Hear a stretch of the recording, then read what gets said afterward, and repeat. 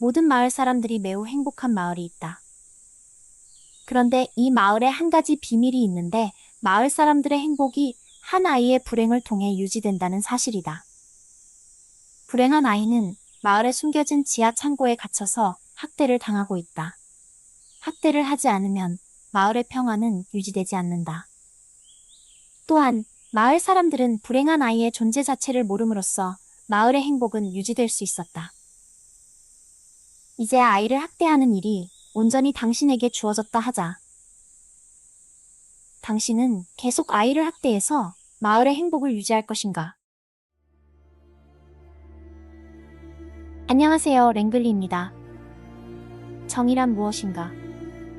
정의는 소수를 희생한 다수의 행복일까? 얼마 전에 하버드대에서 마이클 샌델의 정의란 무엇인가의 강의 동영상을 보게 되었다.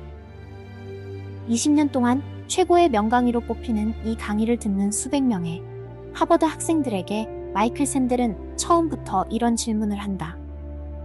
당신이 전차기관사라고 가정하자. 브레이크가 고장나 시속 100km로 달리는 전차를 멈출 수 없는 상황이다. 철로 앞엔 5명의 인부가 작업을 하고 있어 이대로라면 5명의 인부가 목숨이 위태로운 상황이다. 안절부절 못하는 사이에 오른쪽에 난 비상철로가 보인다. 하지만 비상철로에는 한 명의 인부가 작업 중이고 브레이크는 고장났지만 핸들은 작동한다. 즉 5명이 죽을지 1명이 죽을지 내가 선택을 해야 하는 상황이다. 어떤 선택을 해야 옳았다는 생각이 들까? 아마 대부분이 비상철로에 있는 1명이 죽는 게 나은 선택이라고 대답할 것이다. 난감한 2가지 선택지뿐인 상황에서는 이게 최선이기 때문이다. 여기서 다수의 행복을 위해선 소수의 희생은 불가피하다는 공리주의가 적용된다. 그렇게 대답한 학생 중 1명의 이유를 들어보면 9.11 테러 당시에 펜타곤에 충돌하기 전에 지상으로 떨어져 자폭한 한 여객기에 조종사가 영웅으로 추대되었기 때문이라고 대답한다. 하지만 그 사건은 비행기가 펜타곤에 충돌할 경우에 추가 사망 인원이 늘어나는 것을 막았기에 영웅이 된 것이고 다수의 목숨과 소수의 목숨의 가치를 묻는 위의 질문에는 적절하지 않은 대답이었다고 생각했다. 여기서 마이클 샌델은 2번째 질문을 한다. 당신은 기관사가 아니라 철로를 바라보며 다리 위에 서 있는 구경꾼이다. 이번엔 비상철로를 제외하고 브레이크가 고장난 전차가 들어오고 있고 똑같이 철로 끝에는 5명의 인부가 작업 중이다. 그때 당신 옆에 서 있는 덩치 크고 뚱뚱한 남자를 발견한다. 그 사람을 밀어 철로에 떨어뜨리면 전차를 멈출 수 있고 5명의 인부의 생명을 살릴 수 있다. 이번엔 어떤 선택을 해야 할까? 대부분이 1명을 살리고 5명이 죽게 놔두겠다는 결과를 선택했다. 사람의 목숨에 대해 자신의 행동이 직접적으로 개입되기 때문일까? 아까 적용되었던 다수의 행복을 위한 소수의 희생 원칙이 무너진다. 이렇게 갈등이 되는 이유는 결과를 보고 도덕적 기준을 적용할 것인가? 아니면 도덕적 기준을 적용한 후 결과를 볼 것인가? 이 2가지가 충돌하고 있기 때문으로 보인다. 이제 라스트 오브 어스의 엔딩에 대해 얘기해 보려고 한다. 게임성도 좋았지만 스토리도 훌륭했기 때문에 플레이를 해본 많은 게이머들은 완벽한 게임이었다고 극찬한다. 그 인기 때문인지 얼마 전에 게임 중간중간에 나오는 시네마틱 동영상을 편집해 3시간 정도의 무비 영상이 유튜브에 올라와 보게 되었는데 웬만한 디스토피아 영화보다 훨씬 나은 수준의 몰입감이었다. 그 후에 게임을 직접 플레이해 보았는데 라스트 오브 어스가 극찬을 받은 이유는 엔딩에도 있다. 어떻게 보면 지극히 평범한 마무리였지만 많은 생각할 거리를 던져주는 현실적인 진행형 마무리였다. 게임의 스토리부터 살펴보자. 어느 날 갑자기 치명적인 바이러스가 전 세계를 휩쓸고 20년이 지난 현재 살아남은 사람들은 서로 생존을 위해 살인을 하며 살아간다. 어린 딸을 잃고 페인처럼 살아가는 조엘은 얼떨결에 중요한 임무를 맡게 된다. 14살 소녀 엘리를 파이어플라이라는 단체에 무사히 데려가는 것. 엘리는 감염체에 물리고도 변이가 되지 않는 면역체를 갖고 있는 유일한 인간이기 때문에 백신 개발을 위해 험난한 여정을 한다.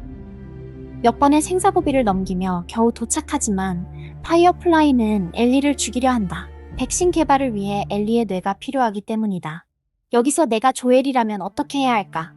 어떤 게 옳은 선택일까 하는 윤리적 딜레마에 빠지게 된다. 엘리가 죽고 백신을 추출해 인류의 영웅이 될 것인가? 아니면 엘리를 살리고 전처럼 살기 위해 계속 다른 사람들을 죽이며 살아야 하는 걸까? 엘리는 기절한 채 수술대에 올라가고 암묵적 동의를 했다고는 하지만 그 사실을 알게 된 조엘은 전처럼 사람들을 죽이고 엘리를 구해내면서 파이어플라이 리더에게 망설임 없이 총알을 박아버린다. 엘리를 구출해내고 차로 이동하면서 엘리는 마취에서 깨어나 어떻게 된 상황인지 묻자 조엘은 이미 엘리와 같은 면역을 가진 인간들이 많이 모집되어 있어 굳이 네가 필요하지 않았다고 거짓말을 한다. 차에서 내려 숲으로 걸어가는 도중에 엘리는 발걸음을 멈추고 한 번도 말하지 않았던 자신의 과거에 대해 얘기한다. 그리고 아까 말했던 얘기가 진실인지 맹세할 수 있냐고 묻자 조엘은 맹세한다고 대답한다. 조엘은 인류의 미래보다 엘리의 목숨을 선택한 것이다. 만약 자신이 엘리의 입장이라고 생각해보면 내가 죽어야 인류가 살 수 있다고 하면 내 의사와 상관없이 죽어야 맞는 걸까? 누구도 남의 생명의 생사를 결정할 권리는 없다고 생각한다. 다수를 위한 소수의 희생이 법으로 정해져 있는 것도 아니고 당연하다고 인식이 되어 있는 건 공리주의의 폐해이다. 엘리의 희생으로 다수의 목숨을 살릴 수 있을지 모르지만 조엘한테는 전 세계 인류보다 엘리 하나가 더 소중하다. 그렇기 때문에 인류와 엘리 사이에서 선택권이 주어진 조엘은 자신의 가치 기준에 따라 엘리를 선택한 것은 납득할 수 있다. 엘리에게서 백신을 만들어내려는 목적은 인류가 살아남기 위해서인데 대신 엘리는 죽어야 한다는 건 모순이다. 엘리는 면역이 확인된 순간부터 생명의 권리를 잃어버린 것이다.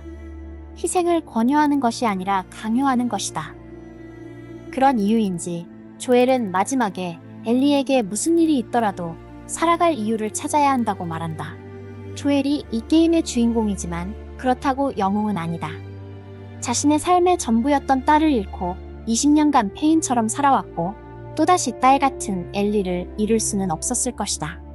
만약 엘리의 희생으로 백신 개발을 한다고 해도 성공할 확률이 100%라고 장담할 수도 없는 상황이고 성공한다고 해도 법의 테두리를 벗어나 이미 무법자가 된 세상에서 인간의 추악하고 비열한 모습을 많이 봐온 조엘에게서는 이 비극적인 세계를 별로 달라질 것이 없거나 혹은 그럴 가치가 없다고 생각할 수도 있다. 그렇다고 조엘의 이런 행동이 비난받아도 이상하진 않을 것이다. 어찌됐건 바이러스로 멸망해가는 인류를 저버렸기 때문이다. 과연 정의란 무엇인가? 정답을 찾기가 쉽지 않을 것이다. 그렇기 때문에 마이클 샌델의 정의란 무엇인가는 틀렸다라며 마이클 샌델을 까는 무수한 책들이 쏟아져 나오기도 했다. 이런 딜레마에 빠져나오려면 그냥 자신의 가치관에 따라 생각하고 선택해야 할 것이다. 회의론자들이 말하길 인간은 진리에 절대 도달할 수 없다고 한다. 정의는 하나의 가치에 의해서 정해지는 것이 아니라 다양한 가치와 여러 가지 집단, 상황에 따라 달라질 수 있다. 그렇기에 모든 경우의 수를 고려해 최선에 다다를 수 있도록 스스로 공부하고 생각하는 힘을 길러야 하지 않을까. 그래서 라스트 오브 어스 파트 2는 언제 나오는 걸까? I swear.